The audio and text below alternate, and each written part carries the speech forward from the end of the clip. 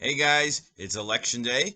So this is going to be a very, very long night for a lot of you guys. I can only imagine, and for me too, because we're all eagerly anticipating the results. What the American people are going to decide in this election, whether they're going to stick with Trump or whether they're going to go into a new direction with Joe Biden. So it'll be a very exciting night tonight. I'm not going to leave you a video for tomorrow, because I expect a lot of you guys will be up really, really late, tonight. So no video tomorrow. So watch this one from start to finish, and then we'll have class, of course, on Thursday. All right. So in this video, we're going to talk about the economy in the United States in the 1920s. Now, I think the best way to describe the economy in the 1920s was it was a house of cards. Now, a house, if you ever played cards, you put two cards here, and then a card, and then stack it, go like that, right? It looks really tall, right? When you're building a house of cards, but in reality, it's very, very fragile, right? The slightest thing could knock it all down. So from the outside, it looked like the economy was doing really well in the 1920s, when in reality, there were some fundamental weaknesses in the economy that ultimately proved its undoing, leading to a crash and, of course, the Great Depression in 1929. Now, the economy in the 1920s was really built on three things. It was built on credit. Credit was being given to people and businesses. And remember, the whole idea of credit is, you give someone money, you lend someone money to buy something, and with the expectation they'll pay it back with interest. But of course, we can get to a point where people are unable to pay it back, and then banks have a very big problem there, right? If people aren't paying back credit loans that were given by banks. Stock speculation, really big problem in the 1920s. The thing is, people were buying and selling stocks a lot, and sometimes when people buy stocks, it leads to the value of the stock going up, but it's not real. It's a bubble. So people were doing this a lot in the 1920s. There was a tremendous amount of stock speculation, and the thing is that it was going so far as people were actually taking out loans to buy stock. It was called on margin stock buying, which we'll talk more about in a later class. But when you're buying stock on margin, it means you're paying a little bit down, and then you pay like 10% down, and then you pay off the rest over time. That's also very very irresponsible, because the thing is that if you're taking out loans to buy stock, first of all, a stock isn't something you should take out loans for, right? That's not exactly a necessity. Also, if the value of the stock goes down, but then you're paying the full price of the stock when you first borrow the money to buy it, then you're actually paying more in the loan than the stock is actually worth. So that's a really big problem. Ultimately, that was one of the causes of the Great Depression, because this frenzy of stock buying created a big bubble where stocks were overinflated. And of course, the third element was the automobile, which we'll talk a lot more about in a minute. The automobile was kind of the foundation upon which the 1920s economy rested. And in class on Thursday, I'll actually show you some pictures of 1920s automobiles. Now, at first, the economy was weak right after we got out of World War I. But for most of the 1920s, most of the decade, the economy was booming, or at least it seemed to be booming. That's why they call it the Roaring Twenties, because the economy seemed to be booming, seemed to be roaring. Unemployment was low, GDP was actually really high. So all indicators were the economy was good. The government at the time, the Republican administrations of Harding and Coolidge, were very laissez-faire. They really didn't believe in much regulation of business, so business kind of did its thing, especially like the issuance of all this credit, which again, unregulated, proved to be the undoing of the economy and led to the crash in 1929. Now, fueling the prosperity of the decade was the growth of the automobile. The automobile, the car, was kind of the foundation of 1920s of the 1920s economy. By the late 1920s, 60% of Americans owned an automobile. So that's actually quite impressive. Now, the man who was kind of in charge, or at least the man who was kind of the leader of the automobile industry in the 1920s, of course, was the legendary Henry Ford. Now, Henry Ford, operating out of Michigan, built an assembly line, which we'll talk about in a second, to produce the Model T car. And the Model T was the dominant car model of the 1920s. It was nicknamed the Tin Lizzie. And there's all sorts of theories about that. Apparently, someone raced a Model T, and he named it Lizzie, and then that name just kind of stuck after that. But the Model T was the dominant car model of the 1920s. It was mass produced. It came only in one color. It came only in black. My great grandfather owned a Model T. I've actually saw a picture. I wish I still had it, but it was a picture of my great grandfather next to his Model T, which he was very, very proud of. It kind of meant that you had made it into the American middle class if you had actually gotten one of these cars.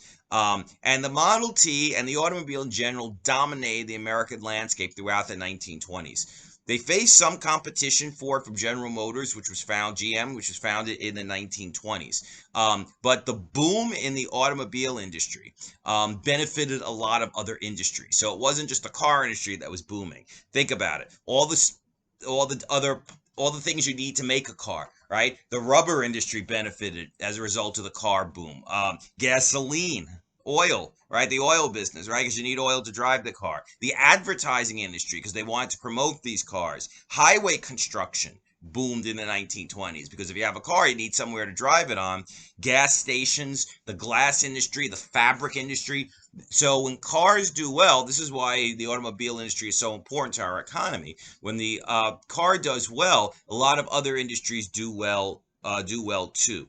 And the thing is that Henry Ford, when he made the Model T, his goal was to actually build a car that would be affordable for the average middle class family in America.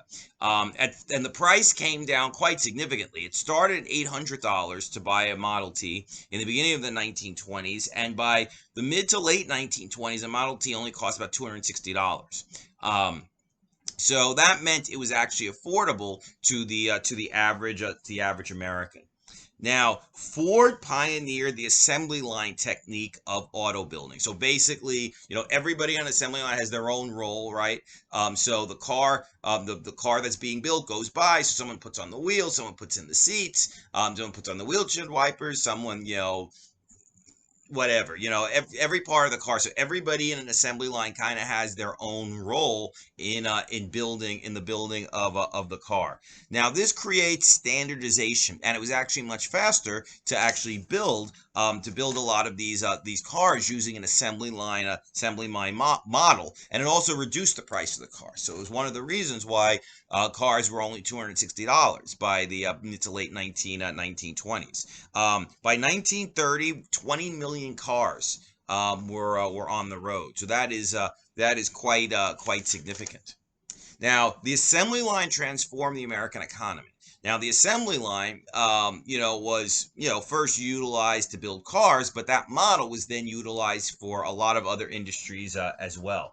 It increased worker output, right? So it wasn't one guy actually building the whole thing, right? When everybody kind of had their own role. So, like, I put in the steering wheel, I put in the seats, I put in, the tires. So like when everybody has their own role in the assembly line, it actually makes auto production a lot more efficient. But working on an assembly line was very, very repetitive, right? You're literally doing the same thing over and over and over again for the entire day.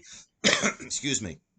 It could be very boring, very monotonous work, and also it stifled a lot of individuality. In fact, Ford actually, pretty strongly discouraged any talking between workers or any laughter, thinking that would actually, slow down the process of building a car. So there's actually a term that was developed called Fordization in the 1920s. It actually meant speaking without moving your lips.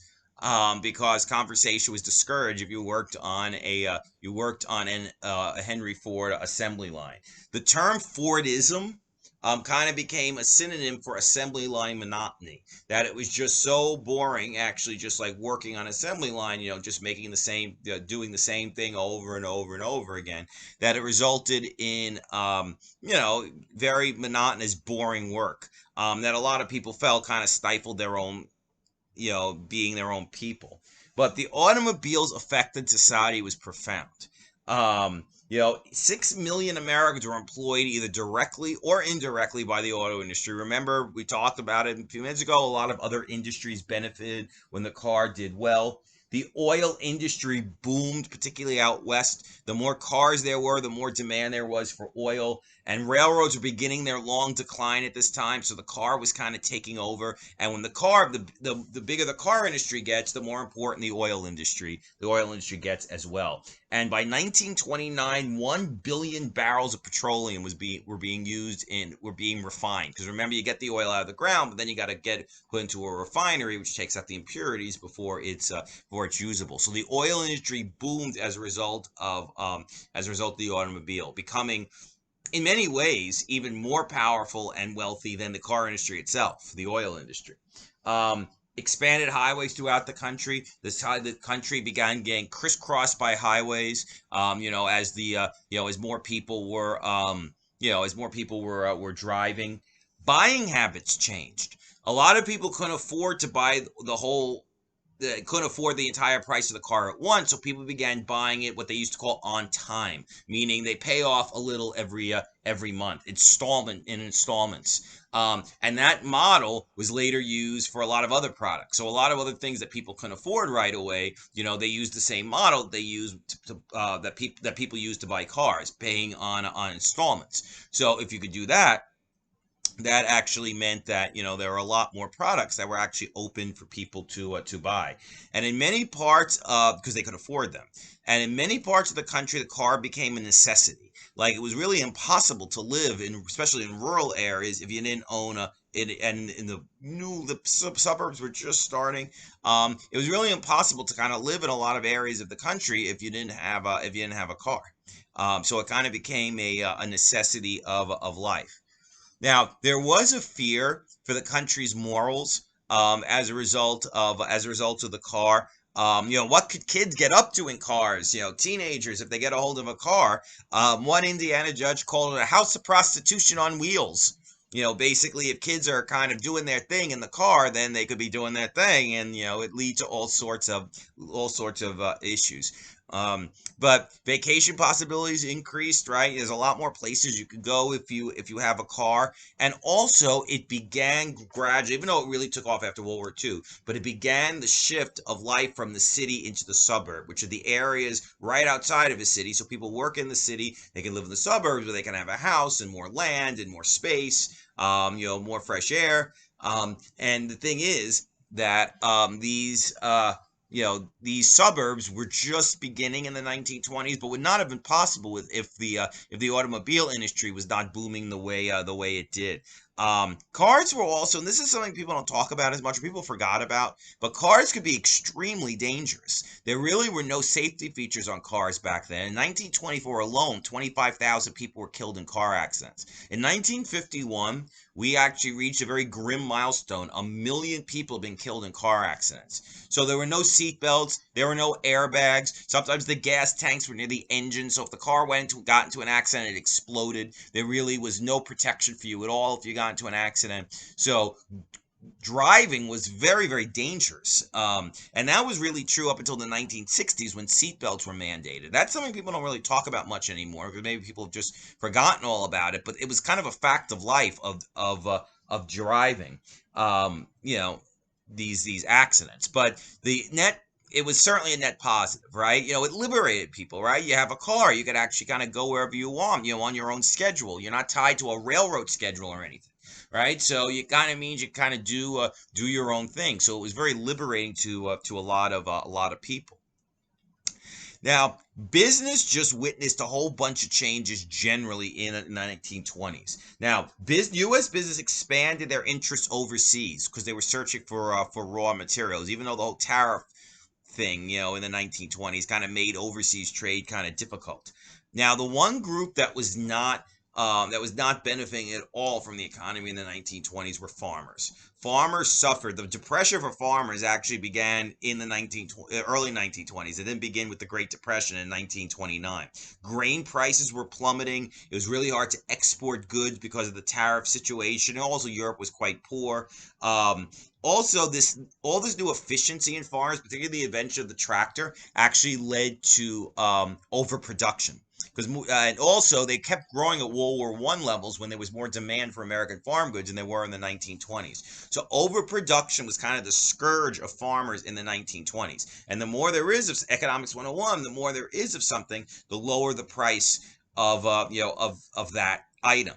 And the thing is that farmers really could not make a living because the crops they were selling sold for such low prices. Corporate consolidation reappeared. Antitrust laws were not enforced very strictly by the Republicans in the 1920s. So there were a lot of mergers. 100 companies controlled half of all U.S. business in the 1920s.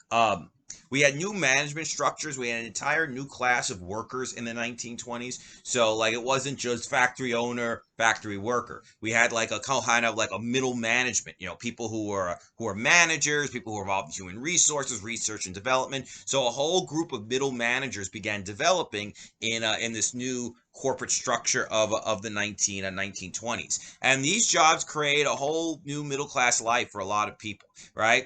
So if you didn't, you certainly don't have enough money to own the factory, but you don't want to be a factory worker, or you have more experience, more education, skills, and a factory worker, then you could actually join the ranks of middle management, where you could be like a supervisor, a manager, an accountant, working in research or advertising or whatever.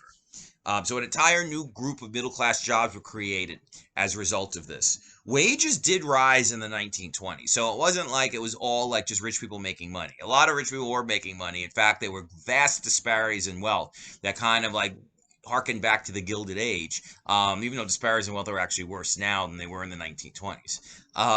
But there were disparities in wealth, but the wages for the average worker actually did rise in the 1920s. And there were all these new businesses that actually made a lot of people money, but also made life easier for the average person. Car dealerships, supermarkets, department stores were all being created in the 1920s. And we take these things for granted now, but like these are transformative innovations in the American economy and also in American life. It really changed the way the average American lived, the development of all these new businesses. Probably one of the biggest industries that boomed as a result of the economy, the roaring economy in the 1920s, was the growth of advertising. Now, when we have class on Thursday, I'm actually going to show you a whole bunch of ads, 1920s era ads. They are really unbelievable. And advertising basically tried to get people to buy things that they didn't even know they needed. Right? And advertising is, you kind of have to know what you're doing when you're advertising, right? Because you have to know exactly what line to use, what image to use, what pictures to use to try to appeal to people to buy your product and also build brand loyalty, right? Get them to buy your product as opposed to another company's product. Now, usually these ads, which again I'll show you on Thursday, kind of played on people's desire to have a middle class life. One critic said these ads in the 1920s just created dream worlds of smiling faces, shining teeth, cornless feet, perfectly fitting underwear, wrinkleless pants, odorless breath, regular bowels, punctureless tires, perfect busts, self-washing dishes. Of course, that's an exaggeration, but basically just trying to say that advertiser was trying to sell people on an unrealistic idea of perfection. And that was very true. So I'll show you a lot of ads, 1920s era ads, when I see you in class.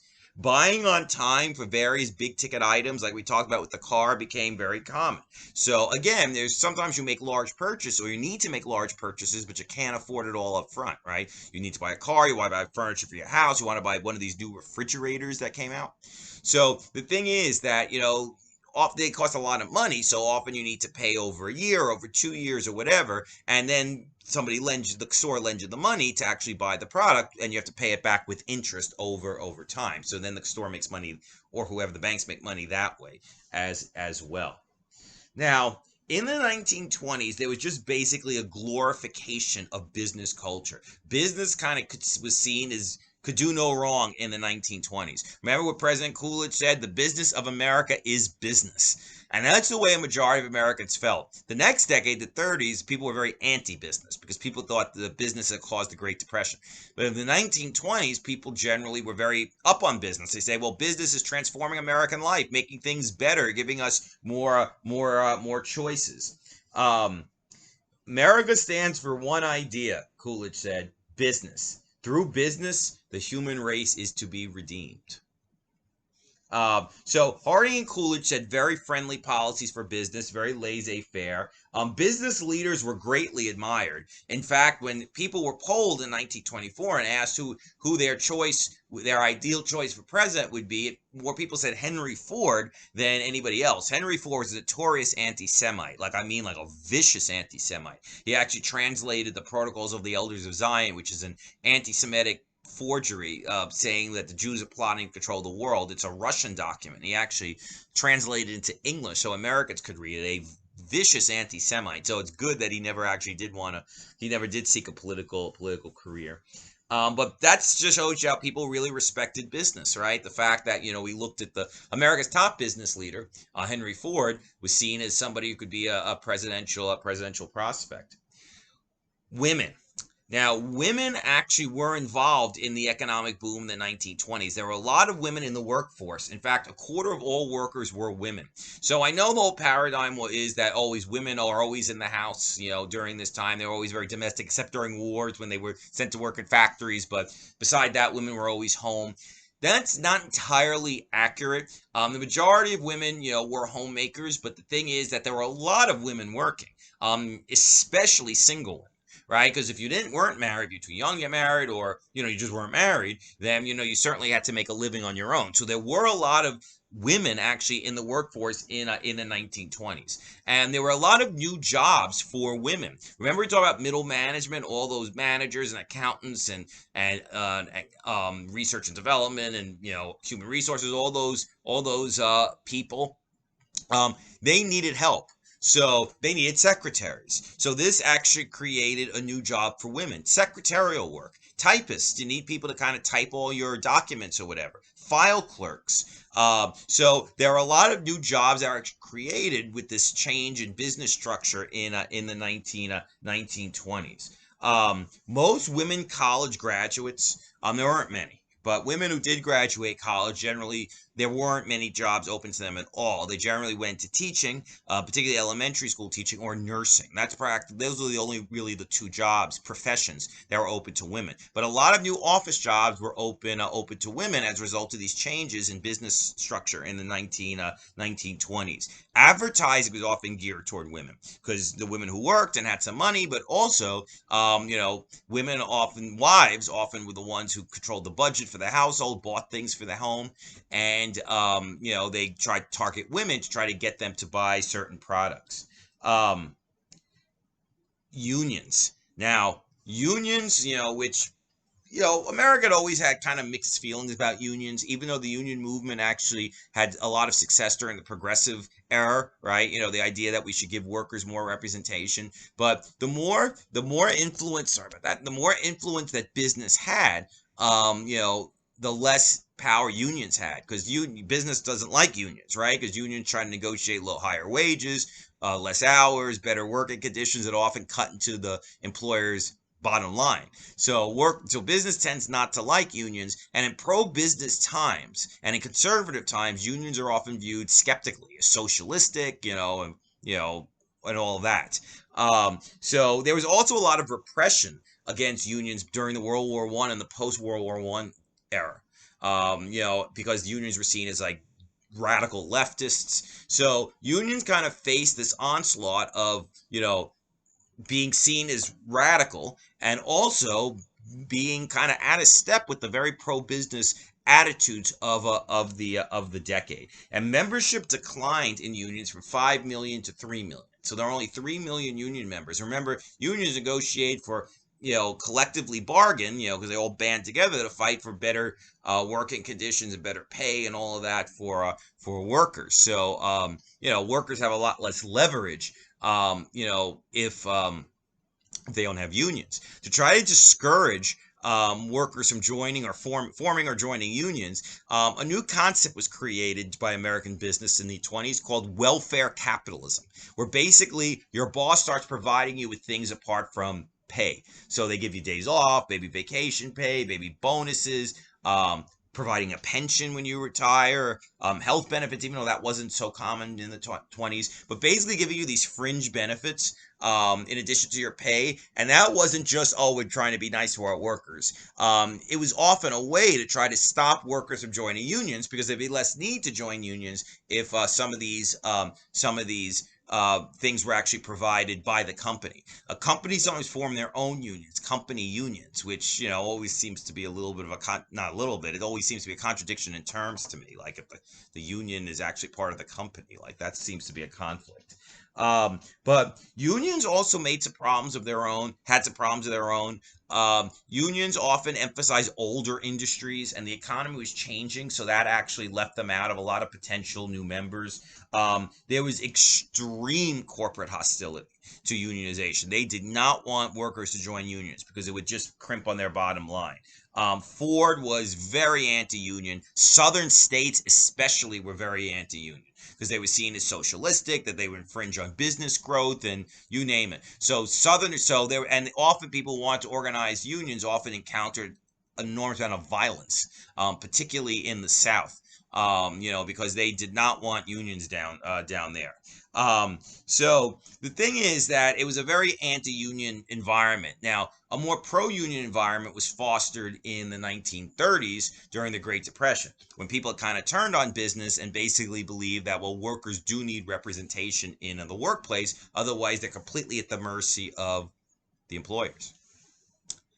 All right, guys. So very good. Remember, I hope you watch this video from start to finish. I will not leave you a video on Wednesday because, again, I assume everyone's going to be watching the election returns until very late on Tuesday. We'll see what happens. We'll talk about that some well, more than some. We'll talk about it on Thursday. The what happened in the election, or if we know exactly what happened in the election, and also.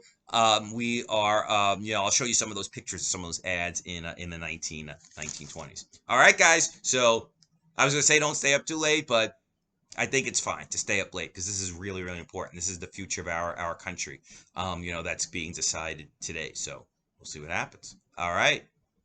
Peace.